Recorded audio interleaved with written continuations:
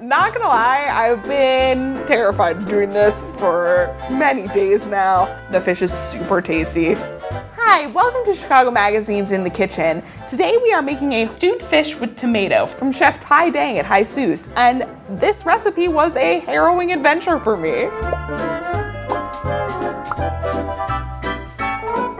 All right, we're gonna start with the sauce for this fish, which is nice and tomatoey. With a pan over a medium heat, get a little bit of olive oil going in there. And then we're gonna saute some garlic, some diced shallots, or minced shallots, and then some minced scallion bottoms only. So just the ends, but not the hairy part. Gently saute and kind of get going. Then we will add some more from there. It smells really good. So once this has gotten going a little bit, you're gonna add some heat. We're just gonna stick with some red pepper flakes today. Get a little bit of seasoning going. We can add some salt, some pepper, and then a couple dashes of fish sauce if you'd like. Get that all nice and combined. Oh, it smells like fish sauce and literally nothing else. But I think that's okay. That's good. That's normal. We're gonna add the star ingredient, some tomatoes. We've got about 2.5 cups of chopped fresh tomatoes. And then we want about a cup of diced canned tomatoes as well. Last but not least, about 2 teaspoons of granulated sugar. We're gonna keep this over medium heat until it boils. And then when it boils, we're gonna knock it back down to a simmer for about 30 minutes. We're gonna chop these scallion tops up that we held on to pretty thinly at a bias.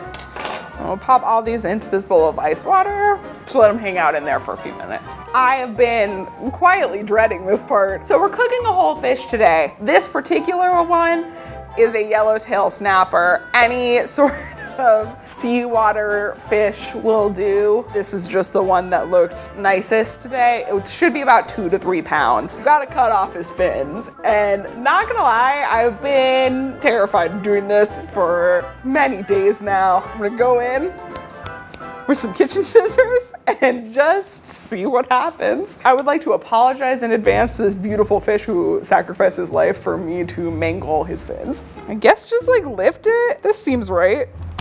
Got another one over here. I'm sure there's like a cool chef way to do this, but I don't know if you've noticed this yet. I'm neither cool nor a chef. Okay, just going in for a haircut. I'm very bad at cutting things, and guess what?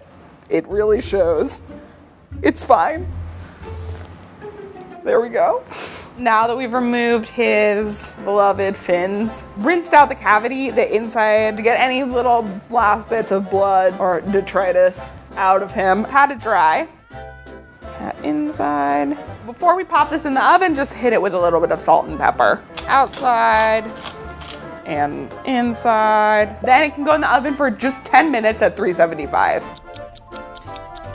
To finish the fish off, just needs a couple of minutes in this tomato sauce that's been slowly simmering away. Just gonna take this fish, it's not super hot to the touch. He's just gonna spend the last 2 minutes in here finishing off.